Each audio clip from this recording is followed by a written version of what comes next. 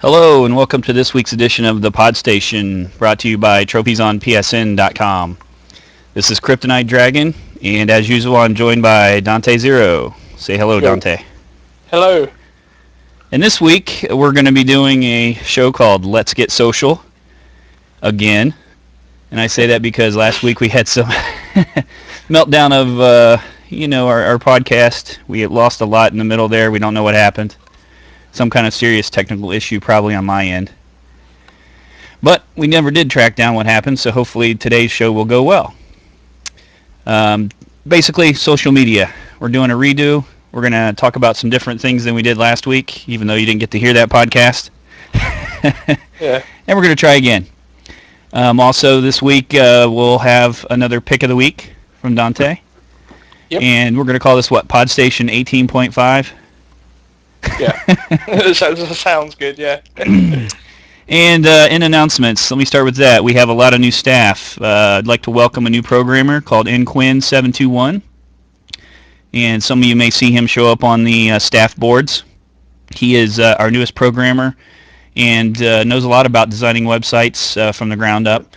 And basically, we're going to be utilizing him to do a revamp of the front page. And he'll also be involved in a project for our trophy card site. And also I'd like to welcome JK Blade to graphics. Tiger Lust will be joining us for events.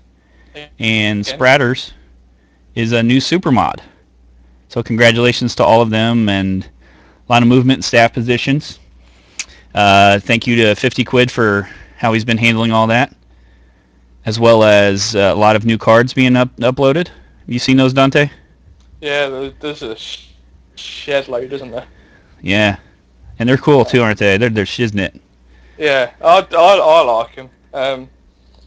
Yeah, it's just kind of nice that they're focused more on the art than they are on the stats as well. So yeah, they're pretty sweet in comparison to other sites that we shall not name. And of course, you may see some other things. We have some adverts up there, and those will be changing a little bit. And we have a new store. I've actually placed on the front forum page a link to 3 different stores. We have a US, UK, and Canadian store now that you can go and see some of the latest deals. I hear there's some pretty good ones on a few things. It's helpful to use that search that's on there, and feel free to shop with us. Yeah, and it looks pretty cool. I've actually tested it myself, and yeah, pretty sweet. So. We didn't want to put a bunch of links either in there, so like each store you can actually, kind of like on a carousel, you can go to, from the US store is where it defaults, you can go to the UK store with a click of a button, and from there easily to the Canadian store, back around to the US store, etc. Quick question for you on that though. Is Sure. it just, obviously for those that don't know, the store that's on there is Amazon. Yes. Are we going to be increasing that, or are we going to have other things like, say for example, Shop 2.net, or is it just going to be solely Amazon at the moment? It'll be solely Amazon, and then actually the plan is to incorporate an actual store of ours in the future. When we get to that point, we'll have a store. We'll try to develop leads and everything with publishers so that we get the games at a serious discount, and then we can pass it on to people. I'd like to get just to the point where we're selling all games and accessories. I was going to say, in site merchandise as well. Site merchandise, of course. I'm still wanting a Trophies on PSN T-shirt. So. Right, and then the possibility. I've mentioned this before. There's a lot of possibility there for having art. We've got a few artists that I'm in contact with, and they do some awesome, one-off things where it's like they will create a clan image, actually hand draw stuff and all that. Imagine being able to get those for like a clan t-shirt and clan stickers and things like that. That's what I'd like to do. Those require a lot of people. If you have a lot of people in your clan, you can get those very inexpensive, because you can have them made up, and the bulk pricing allows for a team to have a set of shirts, their own logo and stuff made up. So that's going to be sweet. That'll take some wheeling and dealing down the road, and where we'll have to get in with the people that handle all that, because obviously I can't be sitting around licking stamps. So we'll have to set up some distribution and all that stuff easy to do, but then also time consuming. Yeah, we'll get there. We'll get there. And the other thing we have, the SEO is coming, and that's going to take a lot of work. So bear with us. You might see some things changing around the site as well. There might be some links and stuff that actually change. The URL might change. So if they're embedded, in other words, you've posted a link and it no longer works, that may come up a few times when the SEO is kicked in. And the reason for that is we're going to have to change some of the URL tags so that our site is better crawled by quote-unquote spiders that go and get all the information off of them. And once that happens, we'll start rising really fast in the ranks on Google and other search engines. And then lastly, what else I want to mention? The Staff vs. Members Battlefield 3 event will be coming up. So make sure you check that out, sign up. Take care of your downloads, Dante. Yeah. make some space. I saw the post go up like this morning and I was just like, no way. Because as much as I like Battlefield 3, it's just the amount of downloads and the time that it's taken me since I last played it. But you know what? I'm going to do it. I am going to clear the space and I'm going to install it because it is Staff versus Members. So, you know, it'd be nice to show off my mad skills. Yeah, cut some members down. Yeah. I don't know who's boss. Okay, so on with PodStation 18.5. We're talking about social media. So you've done a little bit more research since the last time we talked. We have, but you just mentioned there that we're going on to the subject and we've forgotten a vital Pick of the week. Part of the podcast every week. I jump around. See, I mentioned it, and then that was it for me. It was on. I moved on. That's right, Pick of the week. Again. Pick of the week, again. So even though this show is kind of a redo of last week's, as we explained before, the pick of the week is still going to stay the same. So for this week, the pick of the week is going to be Ni no Kuni, Wrath of the White Witch. I got it right this time. You did. But it's a game developed by Level 5 and Studio Ghibli. The animations, graphics on it are just absolutely amazing. I don't know, it's kind of like, the best way I can explain Ni no Kuni to people who may be interested in the title, it's like if you threw, say, Final Fantasy game with Pokemon, you know, Ni no Kuni is kind of the love child of that. Now on paper you'd think that sounds great, but in the past when people have compared one game to two games being mashed together, it doesn't always come off well. With this, Level 5 have actually managed to nail it perfectly. It's a fun game that will appeal to all kinds of ages, you know, whether you're 12 years old or 40. In terms of, you know, I don't know, it's hard to explain because it is really one of those games that people should just go and, you know, check out. There is a demo on the store that you can download if you're still a bit on the fence about it. But to be honest with you, it's probably one of the best PS3 exclusives I've certainly played to date, and probably one of the better RPGs of this generation as well. Sweet. That's how good this game is. Wow, ringing endorsement. So I see a lot of people playing it. It's not like our typical Japanese RPG or anything like that. That's kind of, we'll just say odd. Yeah. It's something that, you know, people around the world will enjoy, huh? Yeah, in the same way that a Studio Ghibli anime movie, you know, even appeals to everyone. You may not have an interest in anime, for example, but when a Studio Ghibli movie comes along, people tend to sort of, whether they're into anime or not, they tend to sit up and you know, listen and watch. And you know, this game's no different in that respect, as I say, because of the way that it's done. You know, whether you're old or young, you're going to get something out of this game. I should probably just explain a little bit about the story as well, because it is a very Studio Ghibli kind of type of story as well. All right, just watch the spoilers. Yeah, I won't give away too much, but you start the game, you play as a character called Oliver, who's a young boy who lives in this town called Motorville, and him and his friend build a car, and he crashes the car, and his mum dives in to save him, and unfortunately it costs his mum's life, and so he gets very sad, and he hides himself away, and then he cries he's got this like teddy that he has that his mum gave him, and he cries his tears fall onto the teddy, and the teddy comes alive, and it's a character called Mr. Drippy. Which is a bizarre name, but basically Mr. Drippy is a Welsh fairy, which is bizarre. Anybody from the UK is probably laughing at that, at the concept of a Welsh fairy. But yeah, Mr. Drippy sort of sets up the rest of the game for you then, and you go on this amazing magical journey that will last you a good, 40 to 50 hours just to complete the story. So, there's plenty of game in there, and some of the adventures and references within the game just warrant your attention to go and, look for those things. So, yeah. Nice. You can pick it up at retail for around about £40 or $60, or you can pay a little bit more and get it on digital download from the PSN store.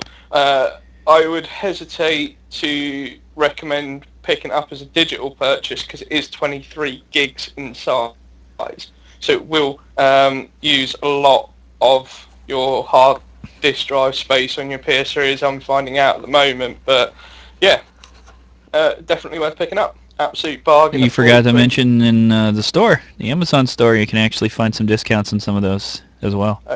Yes. It's worth a look. Don't forget about searching some of the used. Amazon will have a lot of used games and stuff put up, and a lot of those are actually very inexpensive. Some of the older titles that have been out.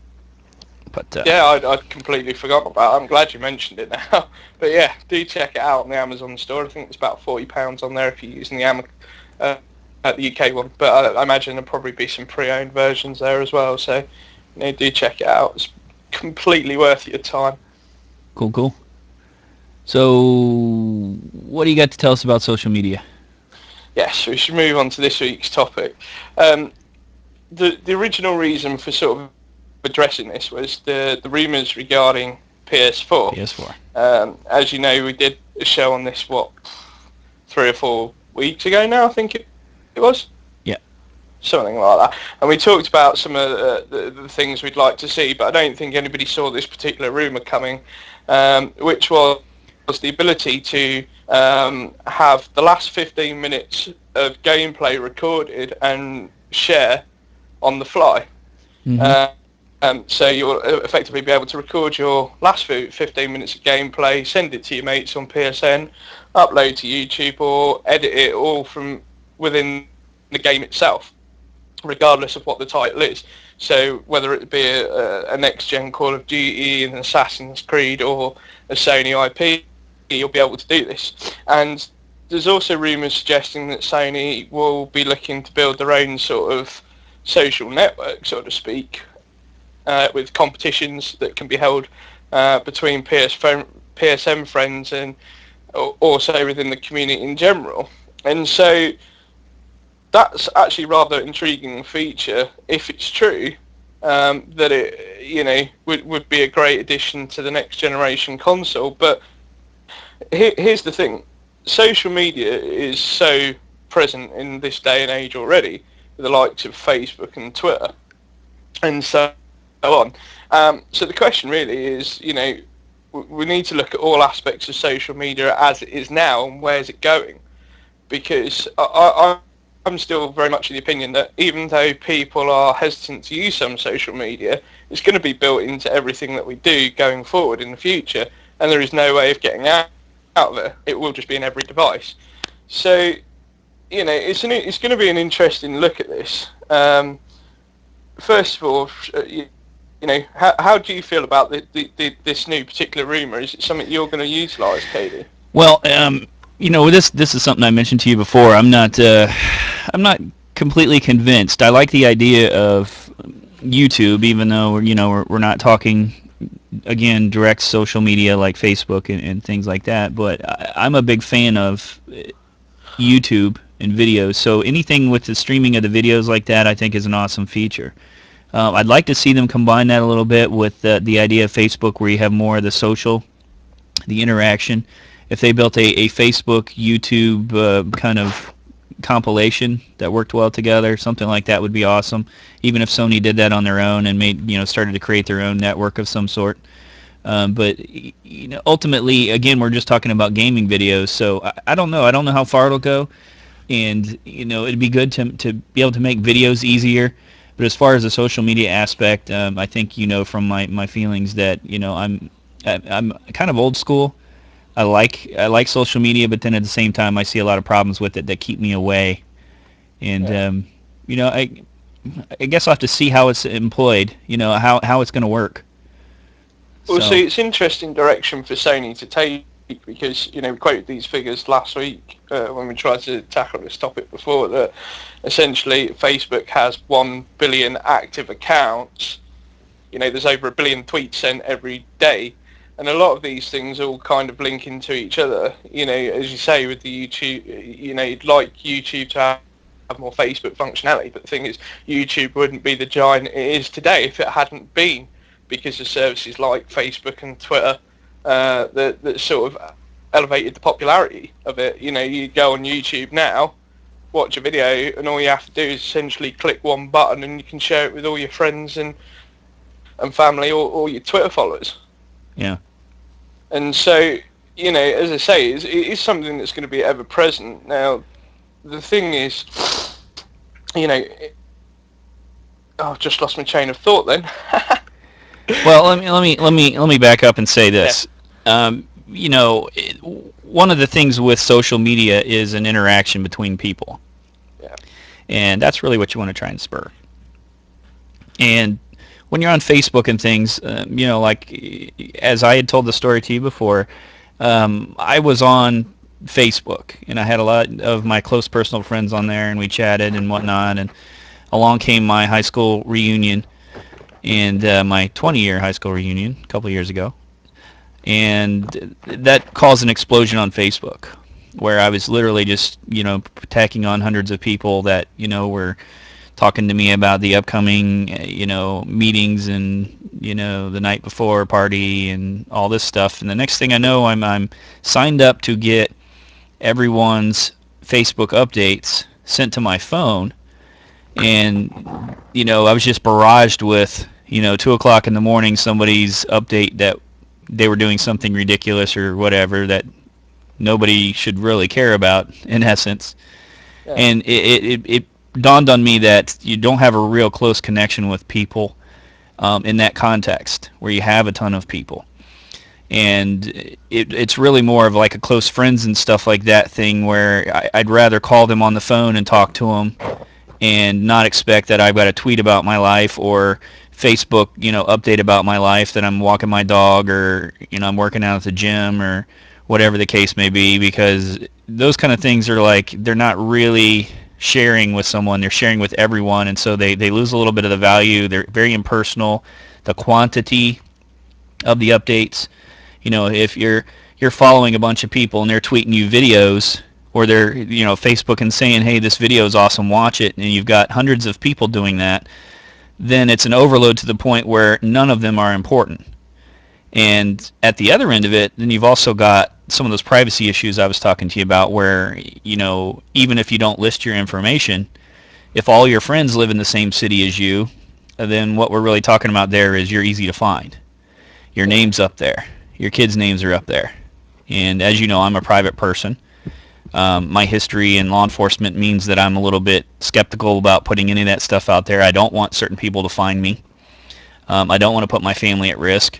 And if my only benefit out of it is to get, a 2 a.m., phone message saying that someone's out walking their dog in the moonlight, then it doesn't have as attractive of a interest to me.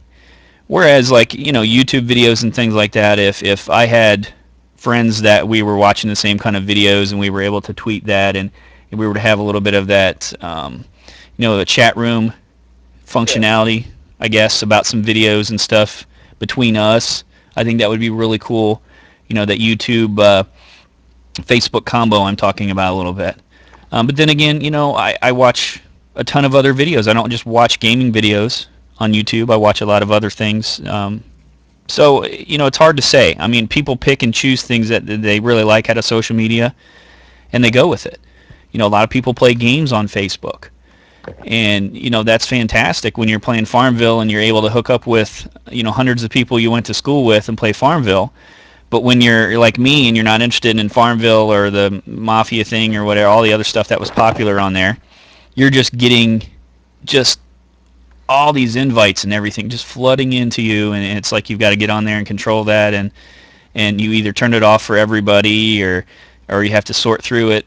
So as good as social media is at getting people together, it's also an overload. It's also, it encompasses so many of the wrong areas sometimes with it that it makes those little one single element that you want out of it hard to use. So Yeah. I think I that don't how you know. will. It's going to be interesting to see how it all develops, because here's the thing, and since we did last week's show, which kind of failed, I've been watching a lot of some interesting scientific studies into the whole sort of workings of social network, and it's interesting to see some of the concepts that some people don't necessarily think about, because essentially when you use things like Facebook and Twitter, you just sort of you go into it and you don't really think twice about it. Hmm. But with some of the thinking behind it is like essentially with everything going digital, the way that social media works now is it's like your digital presence. It's like a digital representation of everything you do in real life. And it's quite intriguing that more and more people are actually treating it that way without even really thinking about it. Yeah, the timelines and all that. Is that what you mean? Yeah. Kind of So represents how you've come to one spot to get to another, and people put a lot of stuff up there about their education, and I know exactly what you're saying, but I'll refer back again to my other thought, which is you realize that colleges are looking at kids' Facebook pages to see what their character is. Employers, you can sit there and say, well, yeah, that's not really what it's for, and it's kind of a misuse of it, but it's occurring, and even to the point where law enforcement has arrested kids and stuff like that based on images and things that they post on Facebook, because they'll certainly have no problem tweeting and Facebooking about the party that they went to, and involved in underage drinking or whatnot, and it's a source of information, but at the same time it's not a secure source of information, and you don't know how other people are going to use it. So I guess if there was some more controls in place, I would feel more secure about using Facebook. But generally, if you have a friend and they're able to link to you, then somebody can get on their page and see your kind of stuff, and that bothers me.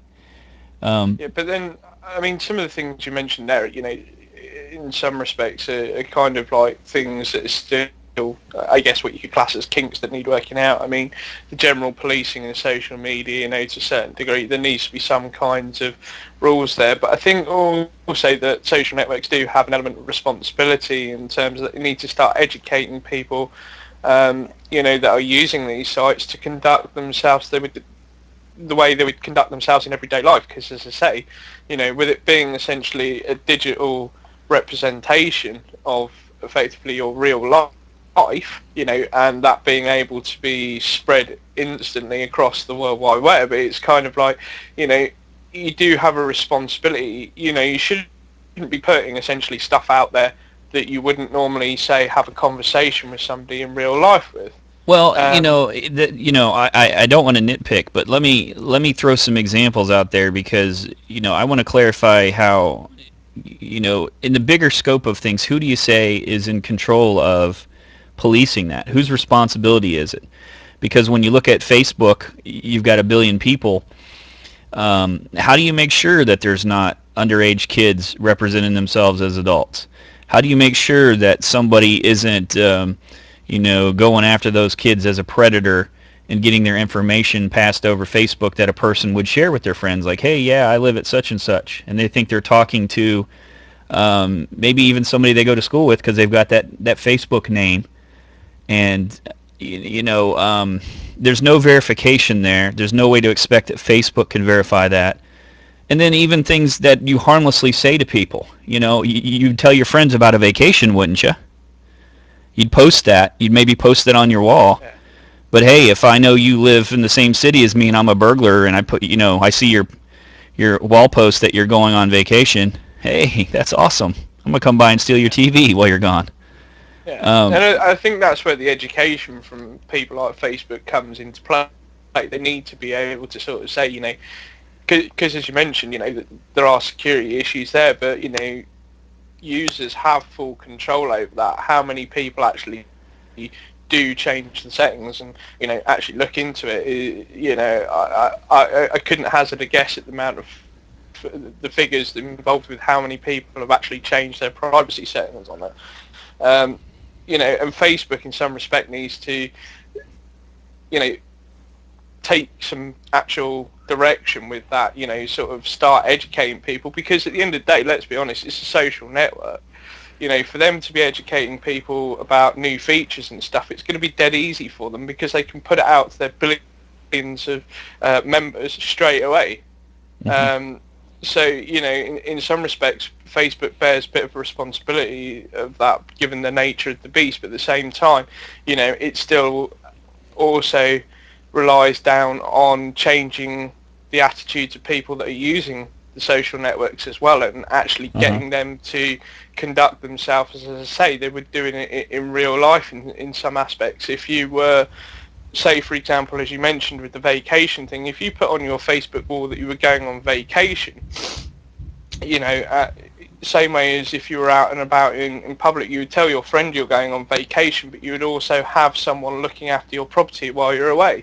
So what's to say that someone can't look after your Facebook page while you're away, and also the actual physical property as well? So I can see it now. You put an ad on Craigslist for someone to watch your place, your house, and then also babysit your Facebook page while you're away. No, but you know what I mean. Wanted Facebook sitter house. No, I don't know what you.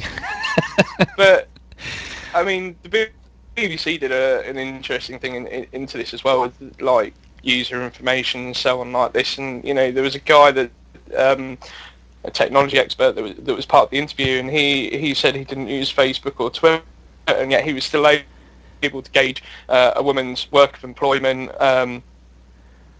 where she lived, where she'd been on holiday, what kids at school went, what school her kids went to, what was her last purchase, and all this. And that wasn't even anything related to social networks and how he gleaned that information, because the nature of the digital beast is that all your information is on computers somewhere.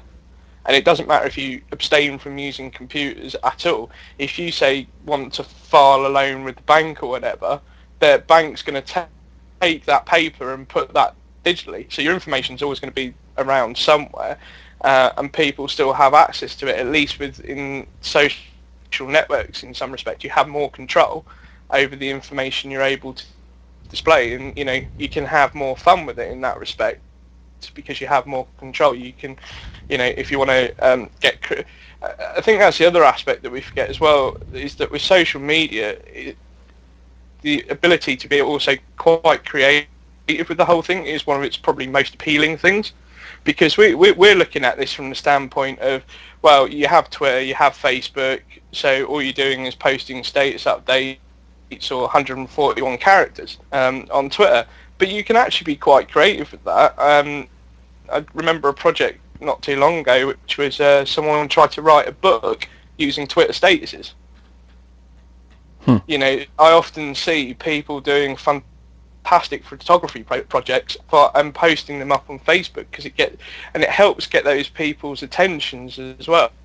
Because essentially, and this is from a mindset of a creative person, is if you're being creative, you do be creative partially for yourself, but at the same time you want to get creative to be able to show that off to the world, show your creativity. Mm-hmm. And things like Facebook and Twitter are great for doing that. Well, there's no doubt. I mean, it's another boom in information, I just question, how we're going to handle the overload because, I don't know, maybe I just approached Facebook in the wrong way. Maybe I shouldn't have added some of the hundreds of people that I've added. Maybe I should have just kept my close friends, and maybe it would be more valuable to me. But I sure have no problem picking up the cell phone and calling somebody up and saying, "Hey, how are things going?" And to me, Facebook is a way to reconnect on some levels, but at the same time, if you're not into the Facebook games and you're not using the chat, the wall almost seems that I guess that's probably one of the most ridiculous things to me is the wall where you're just posting your status and stuff, and it's kind of available to everyone. It's not really intimate enough, even on a friend level of like, hey, this is for you. I wanted to update you with what I've got going on instead of, hey everyone, this is what I'm doing. Everyone come look at me. One's almost like you're putting yourself out there as like, your importance level is really high, and so everyone has to follow you. Everyone should be following and know what I'm doing right now. And it seems like you take that on a larger scale of acquaintances, and then it becomes like an assload of work. I mean, how am I going to go on there and see what everyone's doing and take that as some kind of important venture in my life without spending hours every day? And there is another perspective that we're also forgetting here as well, which is that when the internet came along, we were still very closed off in terms of countries. We would talk to people via instant messaging and so on, but because of the way that the world's come on now, both technologically, economy and politics and all that other rubbish, we are in a global world. That's just the nature of what we are now. And social networks have made that transition quite nicely, to the point of where now people aren't just hearing the word globalization and feeling disconnected. You're able to actually be part of that globalization. I mean, look, here's my thinking on it. That, take for example, we wouldn't even be able to do this podcast if we didn't have some form of social networking. Mm-hmm. Because I would have never got to know you, and then we wouldn't have discussed the project, and so we wouldn't be where we are at now. So, there are a lot of cons to the whole thing. That there always is going to be. Most systems are flawed, but in terms of social networking, it's probably a great system to have. And there are other elements that we're forgetting within this conversation, as you pointed out, that colleges and employers and stuff like that will be looking in at the personality of people to deem whether or not they're employable. But at the same time, if someone is creative enough or smart enough, they can actually use things like Facebook and Twitter to actually secure jobs and secure placements if they're doing it in the right way, and being quite creative with that, which kind of brings me on to the role that I do within the site, because being community management, these are the tools that I'm sort of given to help promote our site, get the word out, get us more members coming in and so on, which, adds to the diversity of the conversation. If we didn't have social networks, we wouldn't be able to do that. Yeah. Well, I mean, there's no doubt. I mean, there's definitely an explosion in it, and I think that's evident by having all the if you actually see all the social media buttons, what's considered social media, if you go to a site that has all those different things, I mean, you'll see just, 25, 30 buttons probably, because there's a lot of variations on that. While we talk about just Facebook and Twitter and the main ones, there's some for, captioning your favorite movies and stuff that you see, and all kinds of social media elements and stuff that are coming up. But I gotta wonder where it's going to stop, because you can only focus on so many at a time, and you can only involve yourself with so many different avenues of communication before it becomes overwhelming. So even with that, I hope that there's not too many more different ideas on the horizon. Yeah. I can say that we talk a lot about the PS4 and the coming social stuff, but one thing that's very interesting to me that I learned years ago is I had relatives that had family in Jordan. They were by marriage Jordanian, and one of the things that was mentioned to me was, hey, we're going to buy a PS3 so that we can do a video chat and actually have free phone calls. And that was kind of a shocking revelation to me at the time when I heard it, because it was like, hey, wow. You're talking about using a PS3 as another tool. It's really a communication tool in a sense, and you may see that that's an element that they may want to incorporate when they consider the PS4 is, a video phone call to anywhere in the world, because essentially that's what you can do with it. Well, I'm just thinking here. Maybe we should look at, just to bring this back to gaming as well.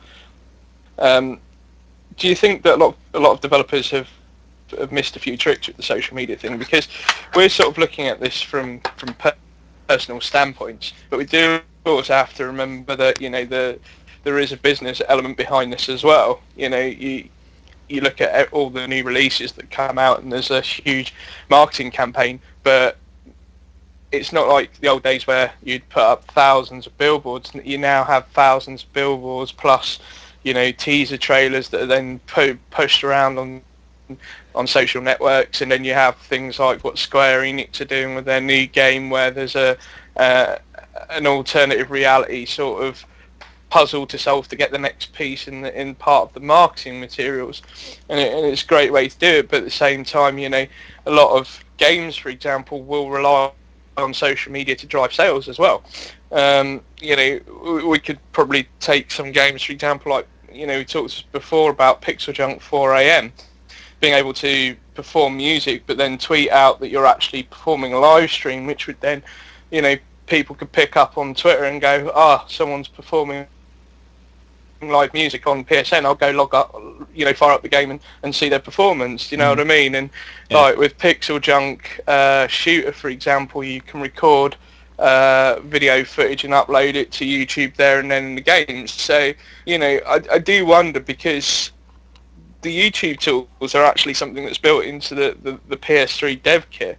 So essentially every game could have some form of YouTube support, and yet we haven't seen it come to prominence as we could do. We have seen it in games like Call of Duty where you can upload to YouTube, but there are other games where you think, well, maybe it would be better if they did have those features. So like Uncharted 3, for example, had the ability that if your PSN friends list was full, you could also import your Facebook friends and then play with them, and not necessarily have to have them on your PSN friends list to do that. So well, I come back around, Dante, to the usability of the product when it's all said and done.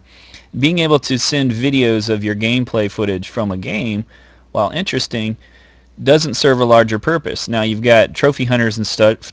Obviously that helps them make a video about how to beat a trophy, and there's some application there. But in the general sense, if you were playing with your friends and then created a video of you guys playing, I don't know how interesting that's going to be to a lot of people. I don't know how useful that's going to be to the people that are doing it.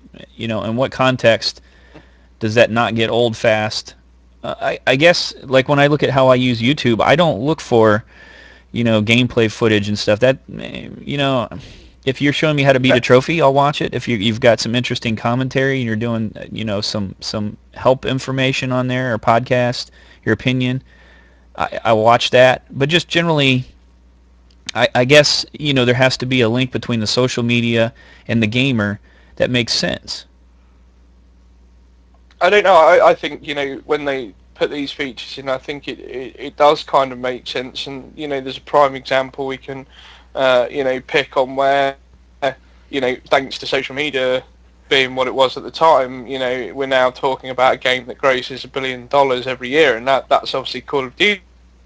When Call of Duty 4 originally launched, it didn't have these features like YouTube, Twitter, and so on. So gamers then went to create their own Call of Duty videos via PVRs, HD capture devices, and so on.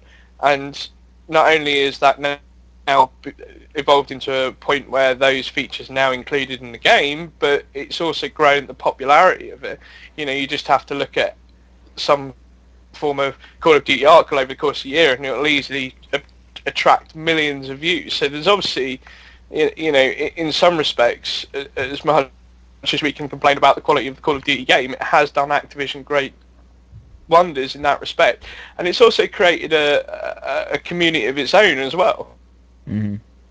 You know, and it is, you know, a huge community of people that get involved. I mean, we only have to look at, and it's not just Call of Duty, for example. Only have to look at like, you know, Taz's YouTube channel with the Battlefield 3 strip downs. You know, how many viewers, how much the community is getting there because he is able to utilise things like social media tools.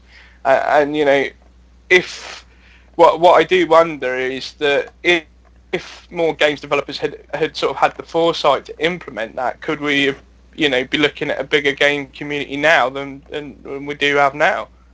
I guess it depends on how much you attribute that to their growth. I mean, I don't know. I mean, how many people use Facebook and Twitter and stuff as it relates to Call of Duty? I guess that would be a good way to make some kind of comparison there. But I can easily tell you it's in the millions. I would bet that I would bet too that like the competition and stuff like that they've added on there, where you can actually do the tournaments and whatnot, is probably a bigger part of that, I would think, than the social media. You know, I don't know. I mean, if you're already into it, if you're into the social media and stuff, I could see, yeah, this is a way to reach your followers that are following you as a gamer, and maybe a tournament team. But at the same time, I don't know. I mean, I keep coming back around to how much involvement you can have with how many people. Look at another point of it though, which is, for example, e-gaming or e-sports. You know, that's by no means a huge thing at the moment. You know, in some respects, outside of South Korea.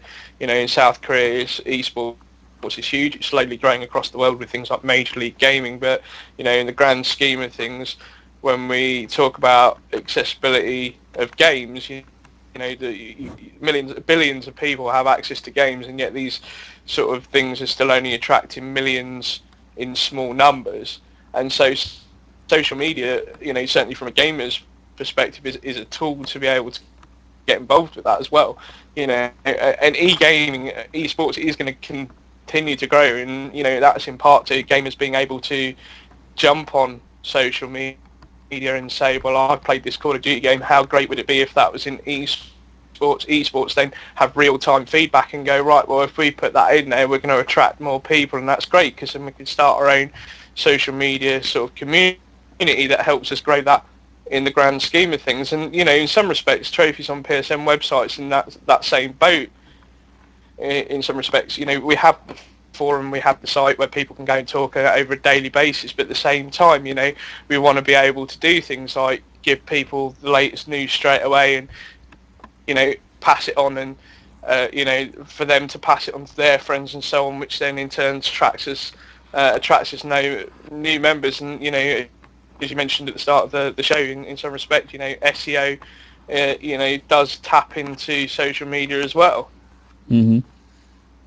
So in the grand scheme of things, you know, I don't know. I'd still maintain the statement that we all are going to be connected at some point, one way or another, however we like it. We just need to decide whether or not it's something we want to be involved with, and you know, whether or not the cons are, you know, are worth living with for the sake of the pros that you get. I mean, take for example, just last year alone, I must have won about six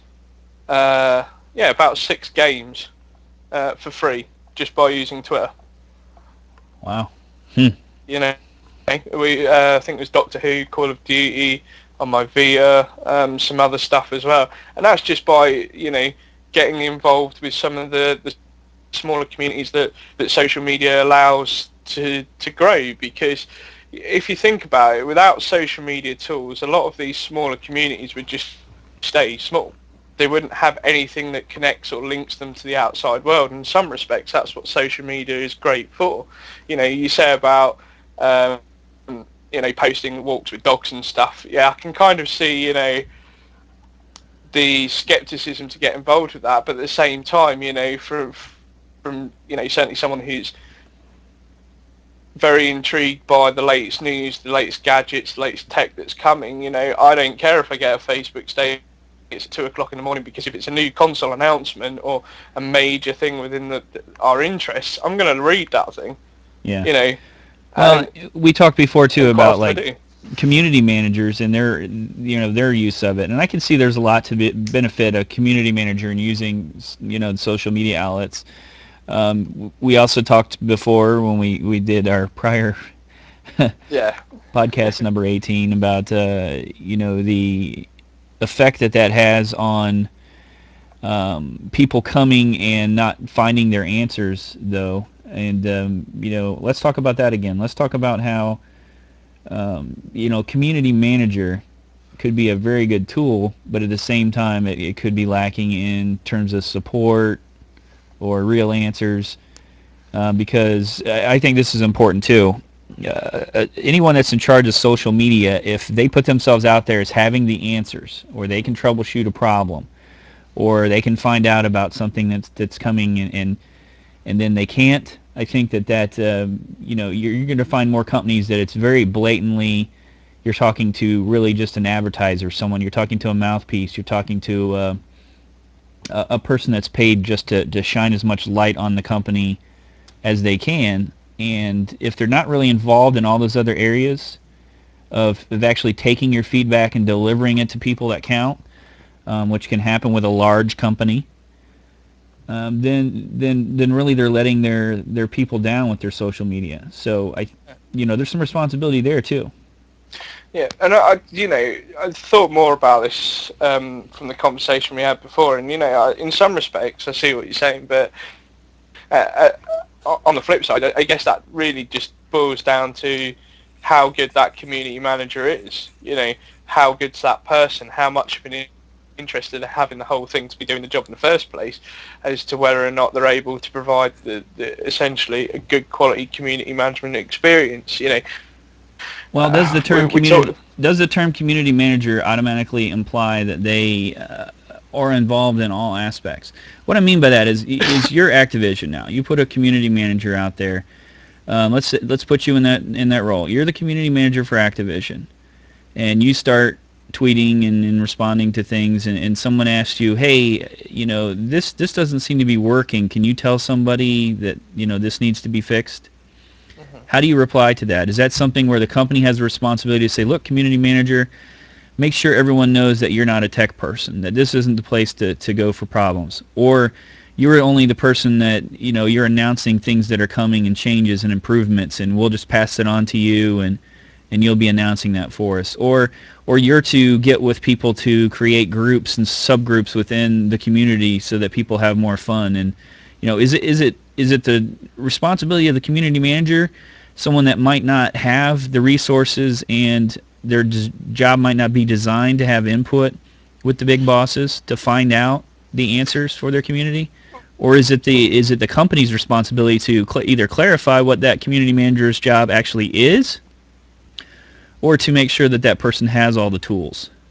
I think in some respect that again that boils down to the individual, and if an individual takes on a role as a community management for a company, and is given a clear direction, they need to be able to communicate that properly across to the people they engage with, and that's where communication skills come in. If you're not able to do that in some respects, then I don't know. I always find the best community managers are usually the most honest ones, and even if they don't know the answer to something, they can always point you in the direction of it, and that's in some respects that's not a bad thing, because while the consumer or the community person who's engaging the community manager might not get their answer, at least they may get a clear direction of where to go for their answer or who they need to speak to and so on. But the point is, without social media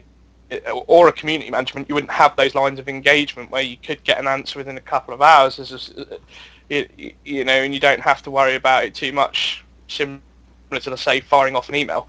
Do you see what I mean? You're actually, you're talking to a real person. So even if they have like a Twitter tag a Twitter handle, you still know there is somebody behind that answering those at a computer who will engage you in some way, shape or form. And that's essentially what community management's all about. It's not just about the quality of information or the information that you provide. It's ensuring that you engage people as well as provide that information. You recognise that if someone asks you a question or is hashtagging you and you're trending, that you recognise those people, and that's what community managers should be doing. But at the same time, if you make a mistake, for example, you tweet out the wrong information, you make a typo, you're not able to answer anybody's question, at the same time, you do kind of have to be honest with that, because people, people are not stupid in some respects. They will work out that there is somebody at the other end that should be doing something with that. Do you see what I mean? Yeah, I just, I told you a little bit about my experiences before with contacting. In fact, it was Activision. Yeah. But, there's a certain amount of distrust sometimes when you have a corporate entity and then you have someone that's answering for them, and you almost know that they're not in a position, even with some of their answers. Yeah. And you read between the lines and you see that it's a lot of it is it's advertising. It's advertising in a broader sense. Well, that person is, their role is to make the company look as good as possible, involve more people, and that's ultimately their end goal. It's not, I'm here to help you, because they're really not there to help you. They're not like, well, I'm getting this barrage of questions. And it might even be something as simple as, they constantly have to send emails to the developers and ask, hey, getting reports of this broken or whatnot. But at the same time, it's easier for them to say, that's not my job, or say, well, you've got the wrong person, contact here, and have some cut and paste copied response. But see, I would argue differently on that, and I would say to the point of where, in some respects, the cynical side of me kind of agrees with you that essentially the role is kind of marketing, but actually having done it and are effectively doing it for our site, I'd say marketing is actually a byproduct of what we actually do within the social media aspect of it. The whole idea behind it is essentially to engage. If we get a bit of promotion, we get more members sign up to us, that's a great byproduct to have, but that's not the focus of having the whole thing in the first place. Yeah. Well, I would say then that a community manager really is, in the bigger scope, then should be a much larger role than it's made out to be. What I mean by that is it should be somebody that has an avenue to the top for presenting ideas to people that make the decisions. They should have an avenue to people that can fix problems, i.e. developers and stuff like that can troubleshoot. And then also should have an ear to the ground for other directions. So basically also in contact with the advertising and people that make those decisions.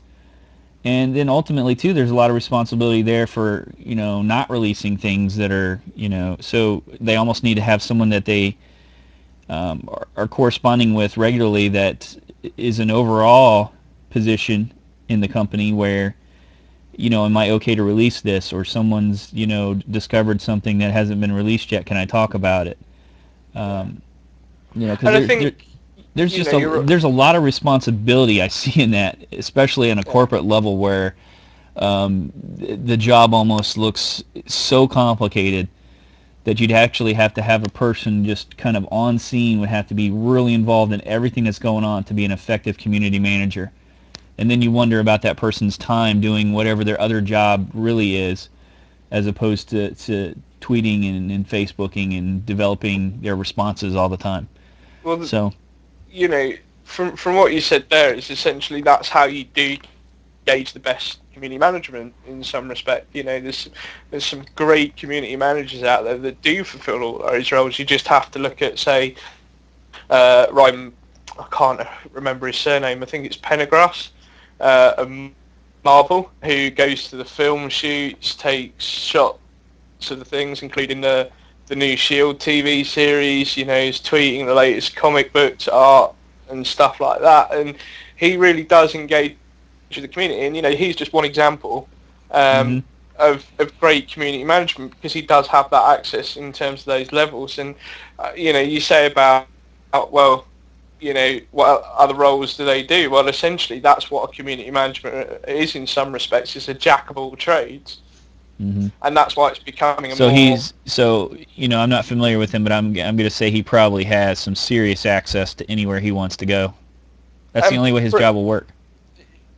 Pretty much. And so a lot of companies who are now employing or making these community management positions are now kind of clued up in respect of that's what the position needs to be. Mm-hmm.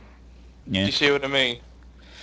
Well, So, in terms of this, I would say there's no doubt that social media is a complicated game, and this is one thing that I've only been exposed to community managers over the last year or so to even really know what they do and what they are. And maybe it's just a lot of my old school mentality that I haven't been involved in the social media, but it's clear that the more these things are added to everything, to gaming, to the phone apps for Facebook and everything, it's just these social media outlets are just everywhere. It seems to me like it's just so complex. I can't imagine but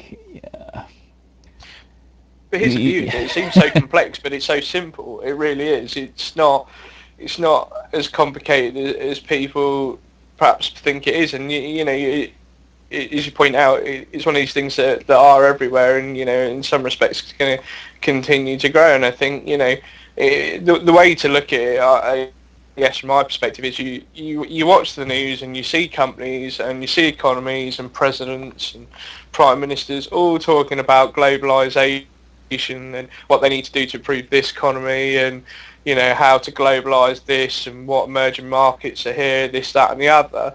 And in some respects, social networking is essentially that kind of thing, but for people in general.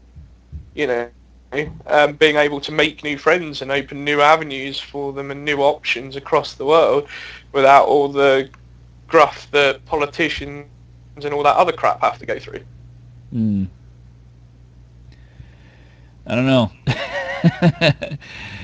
I just don't know if I have enough time in the day to involve myself in all the aspects of things that I'm interested in getting the information coming to me from tweets and Facebook and whatnot. It's already overwhelming. But it's not just. I think the thing that people need to realise with social media is it's not just about information, though, and that's the key thing. We use these something to be said about matchmaking and things like that. But then also, can't you find that other places? Or once you find that and it served its purpose, like you hook up with a couple friends and you're playing a game or something like that, and they become PSN friends and you play other stuff with them. Then at some point, if you move on to another game and you're finding a whole nother set of friends, or you're playing the same things as them, and you don't need to look anymore, I don't know. I mean, well, what we're saying is essentially it's not just all about information. I think that when people look at social media, think of it in some respects is this super fast, quick network to share information with, and part of that is true, but I think the true purpose of social media in some respects is to be able to communicate more readily and freely, and engage more. We all like, in certain circumstances, as I pointed out to you before, I live in the middle of nowhere. Essentially, we are distance away. I'd need to drive to the town. It is hard to actually engage with people on a daily basis, to go out and have conversations because there aren't people walking about. I even watched a Stephen Fry documentary about America, and I was watching with intrigue about Minnesota, where during the winter months, there's nobody on the streets at all. The streets of Minnesota are absolutely empty and have these walkways to go through, and it occurred to me then, I imagine a majority of them probably use social media to engage and communicate with people. So it's not just about the information. I think the information, again, much like the marketing side of it, is an added bonus byproduct of it. But I think people need to not necessarily overthink social media to the extent where, you know, people think it's distrustful, or they think they're just getting spammed with useless information. We do have to, you know, look at it for what it is in some respect, is that all those things that some people may dismiss as negative are kind of added byproducts, but the very nature of the beast is to engage and communicate with people, whether they be 5 minutes away from you or 5,000 miles away from you. Right. Right. Hmm. Well, I certainly can see that you're It's all getting a lot about of benefit. perspectives. You're getting a lot of benefit if you're using it, you know, to do some of these things that you're saying, relaying information. And I can certainly say that, you know, I can imagine Twitter and Facebook is very good for a lot of people reaching out and reconnecting, and because that does happen. You know, I mean, I've got hundreds of people on my Facebook account that I can barely remember from high school, so I know that's true. That, you know, there's no way I would ever know of contacting them at this point if Facebook wasn't there and they hadn't, you know, sent a request or gotten recommended to add me or whatever the heck happened to. So, you know, I can see that that's, you know, especially finding old friends and stuff like that. Yeah, I can see that there is some strong element there to that. I guess it's just a matter of going forward, whatever they add with gaming. You know, I just hope it's well-rounded. I hope it's secure. I hope it's not overwhelming. And one of the important things I think that comes with that is the need for having privacy settings and having that stuff built in, being able to limit things, and you know, because information is only as good as its usefulness. And this seems to me like, you know, the internet was an explosion of information sharing, and it seems like social media is the explosion of personal information sharing. So, you know, its relevance and stuff to you is what matters here. If it's reconnecting with friends and stuff like that, it can be very powerful and it can be very important. But then also, if it's just information about everything coming from all these different sources, and you're following every interest that you have in your life, you know, it's too much. But see, this is where the perspectives between us differ, because, as you say, you're seeing this as a you know, in some respects, as a pure information thing. I don't see it like that at all. You know, I see it, you know, the information being available, yes. You know, the marketing, yes. You know, again, is byproducts of what it is. But, you know, what I see it as a big boom of is the ability to communicate on a global scale, more so than you've ever been able to do in the past before. And going forward, it's going to be... But as an old school guy, I value that face-to-face or that phone contact where you're doing that. But it's the nature of the changing world. It's like though. There's levels. There's levels. Seeing a person face-to-face, that's the most intimate. Talking to them on the phone is kind of next in line with that. And then like a real-time chat would probably be next. And then like a forum setting where you can share and things like that, and PM. And then that's where I put like the Facebook and stuff like that on a lower level, because of how open it is to everyone. And so take Facebook, for example, as you mentioned there, you can do the things like, you know, if what's rumoured to be in development is true, you know, with a Facebook, you know, mobile phone, you would be able to do things like FaceTime and, you know, talk to people essentially as a direct result of your social networked phone. I mean, you know, Apple have done that successfully with the FaceTime app that's built into every iPhone, and, you know, Facebook are looking at that as a possibility. You know, PlayStation in some respects have opened it up a bit more, where, you know, mobile certified devices will be able to send PSN messages across to each other. You know, how long before that then changes into a phone stroke video conversation? Yeah. Well, And I mean, we do have to also take into account, you know, that, as I say, it is worth bearing in mind that, you know, as I say, social media is effectively not just about information, it's communication. Because, you know, if you sort of step back from everything else for just a moment and sort of say, well, what impact has social media had on the world as a whole? I mean, just have to look at China, really, and that's the honest truth, because China, in some respect, is having to adapt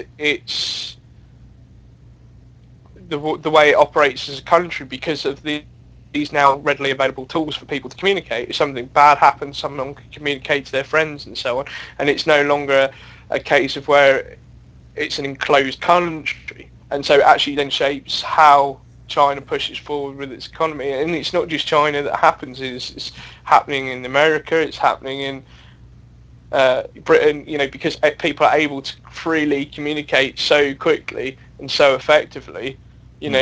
Certain things like certain events can't just be swept under the carpet anymore. Yeah, I can see that. Particularly in those countries where the government tries to control information.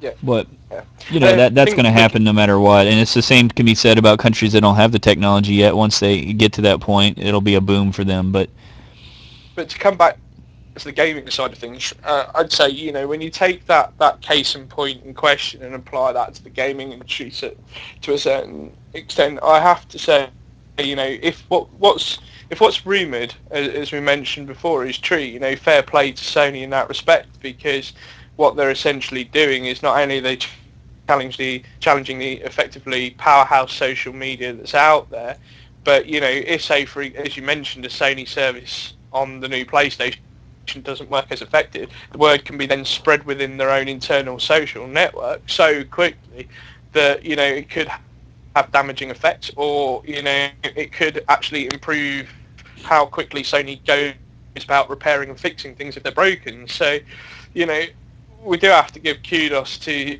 Sony if they are really looking at building essentially a social network for gamers that isn't just about the games. Are you anticipating sharing footage of you while you're playing? Are you going to be expecting that you're talking?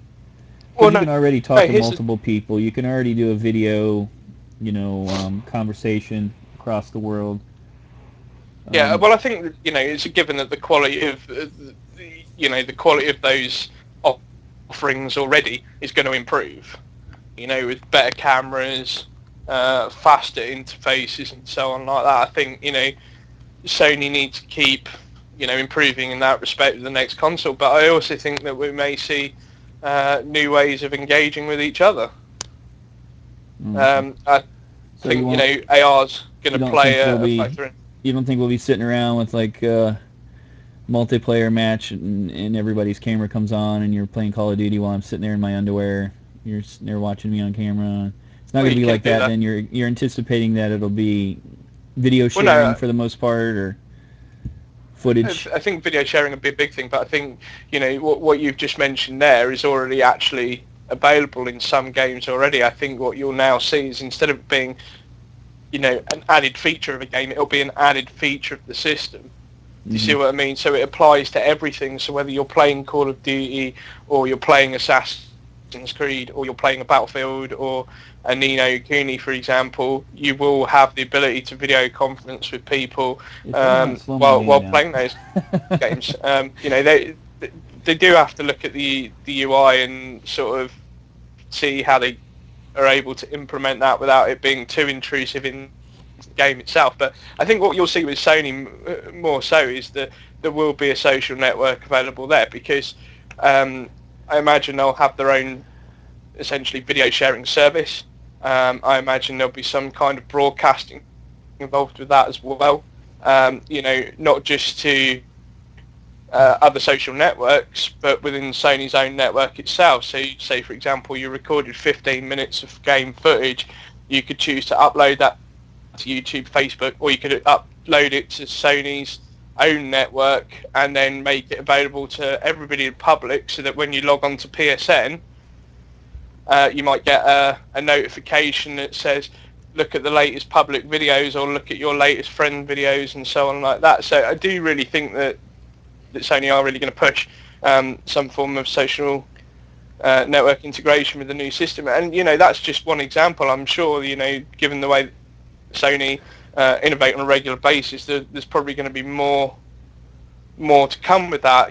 We just have to look at the rumours regarding the new PS3 pad. What's to say I'm not having a video chat with you, for example, and with the lights on the new pad, that can then be used for AR integration.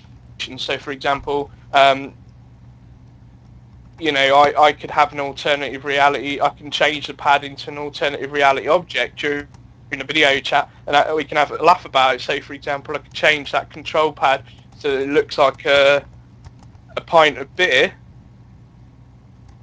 while we're in video chat together, and we could drink virtual beers, that kind of thing. So I do really see, Sony are really going to push this out.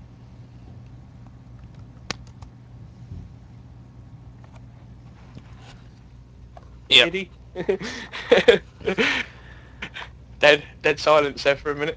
But Yeah. as I say, I do think Sony will really innovate with this new console, and I think, the added factor of having competitions involved in there, not just with your PSN mates, but also, with everybody on the PlayStation network, would be a good thing. And I think Sony needs to embrace it as well, because for one thing, it would certainly cut out the chainmail crap that comes along PSN sometimes.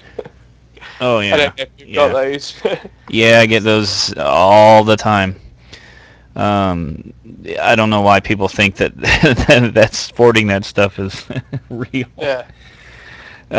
No, the code will not work if you send it to 20 of your friends. I'm sorry, you will not get a free PSN $20 card or whatever. It'd be nice. It's true, wouldn't it? Would be nice. It would be nice if it wasn't spammed everywhere every day. But I do think, as I say, Sony will have some sort of actual official system in place for things like that. You know what I mean? Yeah. So, you play a couple of rounds of this game, or win a competition during a beta test that's done live on the network, and then, you get a free copy of the full game digitally if you win the competition against the developers. So, there is some real possibilities of not just changing the way that gamers play with the new system, but also the way that gamers interact with social media as well. I think, it's going to be huge. Cool. But speaking of which, we talked about all this PS4 stuff. We should probably tell people about Wednesday.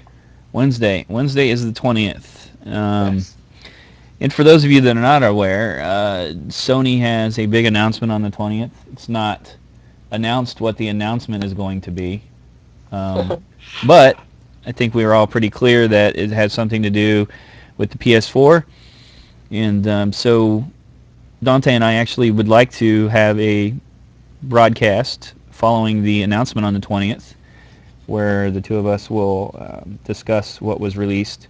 So you'll be able to get some highlights of that, as well as some of our feedback on that announcement. Furiously taking notes and then broadcasting live. Yes. But it's kind of nice because to do a one-off show for something like that, because it's not often that we get a new console launch, certainly from Sony. Yeah, without it being E3 or something that's got a lot going on all at the same time. Yeah. So it'd be nice to just be able to get on and broadcast our initial reaction to that. And it'll be cool if people can join us for that as well. Gauge their reaction to. It's certainly looking likely that it's going to be an interesting night, given the fact that there's, since Sony originally announced the meeting on the 20th, there's actually been another 2 videos released, which I did update the news article thread earlier. So if anyone wants to check them out, please do, because it is looking very likely that we are going to see something special on the 20th, and to be a part of that's going to be awesome. Okay. So we'll do a late broadcast on the 20th, and we'll have a little bit more information for what that actual announcement's going to be about. So looking forward to it. Can't wait. 3 more days. It's exciting. It is and isn't for me. You got to remember, I have my driving test on Wednesday as well. So you're more nervous than excited for after you're done with your driving test, though, and you pass it and everything. You'll be like, onto the Sony, and that'll be all that's in your head. Yeah, but it's kind of like nervousness and excitement. Nervousness at the driving test and excitement at the thing. But I wonder it's kind of a weird emotion. I wonder if Microsoft is nervous about. Yeah, it'd be interesting to see what the reaction is. Yeah, we should make a point to follow what Microsoft says after Sony's announcement, and kind of, give a little feedback to our listeners about that. That would be something interesting to consider. I don't think Nintendo would be worried about that too much. No, I don't think that will. I think they're more worried about the fact that the Wii U isn't selling. So I think they know they're done. Yeah. So let's make sure to set that date. Everyone tune in, and we'll do a live broadcast immediately following the other one. It promises to be awesome. So, awesome. What else is in the news before we wrap up? Last of Us was pushed back. Yep. Ouch. It's okay though, because to be honest with you, they were quite honest about it. They did say they needed a little bit more polish. I'm not sure how much more polish they can give within 4 weeks, because they do have to send the game off to go get its gold status. So to be honest with you, I'm fine with that, because you've got to bear in mind that we've got Metal Gear Rising coming out shortly. Sly Cooper 4 in Europe, Tomb Raider reboot. I'm sure there's some other games that I'm forgetting to mention over the course of April as well. So if it gets pushed back, GT5's pushed back. GTA 5, it was pushed back to September. Yeah, so it is starting to spread them out a little bit more. Well, that's good. It's bad. It's amazing how many titles come out and then the date actually changes. Yeah. We used to follow that more closely when I was trying to set stuff up for the calendar, and it's always amazing that, Well, we do have, the date comes and... There was an interesting statistic, actually. There's something on average about 1,000. I think it's something like between 1,000 and 2,000 games released every year. So, and not all of those are obviously AAA titles. So, if you get like 20 AAA titles releasing within 3 months, if one or if even a quarter of them get pushed back, a lot of gamers sort of breathe a sigh of relief and not too bothered, because it's kind of like, yes, it means I will finally get time to play some of those games. I mean, I'm even struggling now, with some of the big AAA titles from last year. I've done the Hitman, I've done the Far Cry, I've still got things like Ni no Kuni, Borderlands 2, That's why you don't care if it's pushed back, because of your backlog. Yeah, and I think most people will be looking at that as well. And I think the other thing is to bear in mind is if they do need polish for The Last of Us, that's a good thing, because if Sony do announce a new console on Wednesday, which is, as we just said, is looking very likely, Naughty Dog have to make a compelling case to say this is the last game you should buy for PS3 before you drop money on PS4. Do you know what I mean? Because a new console announcement could have a detrimental effect on a PS3 exclusive. So, they do have to make it the best possible product they can and get it out the door before a new console comes in. So, if they need a little bit more time to polish it, that's fine by me. I'm happy with that. True that. To be honest with you, in Europe we've got 2 collector's editions. We're not getting the pandemic version, unfortunately, with the figurines. So. I'm going to try and buy both versions of the game, so I'm going to end up with 2 copies come June the 14th. Well, you can send one to me. That's fine. Well, the thing is, because of the nature of them, you've got one with Ellie and one with Joel. So even the game disc has different characters' pictures on it. Oh, does it? Yeah. So we got a bit screwed with the collector's edition. Oh wow. So, okay. But yeah, it's not too bad price though. I think it's retailing about 60 quid for the collector's edition. So to buy both of them will be about it's about $80 US. Yeah, I think. about $80. Yeah, so to buy both of them is $160. And to be honest with you, that's about what a collector's edition with a figure usually costs. So it's fine. I'm okay with that. Interesting. Okay. Definitely. Well, thank you for doing the redo. Yep. Hopefully we shouldn't have any problems and we can get this podcast post up. I'm going to reserve the right not to suggest a topic for next week just yet. because we do have some planning to do. So next week you should all tune in because it's going to be a bit of a surprise. So Yes. like to keep people on their toes. Don't forget to tune in 3 days. So we're having kind of a midweek podcast, and And then back again on Sunday. So I want to thank everyone for listening, and feel free to put your questions in, your comments, and of course we'll probably put up another poll in relation to this. And don't forget to tune in on Wednesday. And if you have any questions before then or anything you'd specifically like us to hit on the Wednesday podcast, please feel free to send that information to Dante as well. And any other last-minute comments, Dante? No, other than, given the topics of social media, just don't forget to keep clicking those Facebook likes and retweeting. And, of course, follow us on YouTube as well. Absolutely. So, yeah. All right, That's everyone. pretty much it. Have a wonderful day, and we'll catch you on Wednesday. Bye-bye. Bye.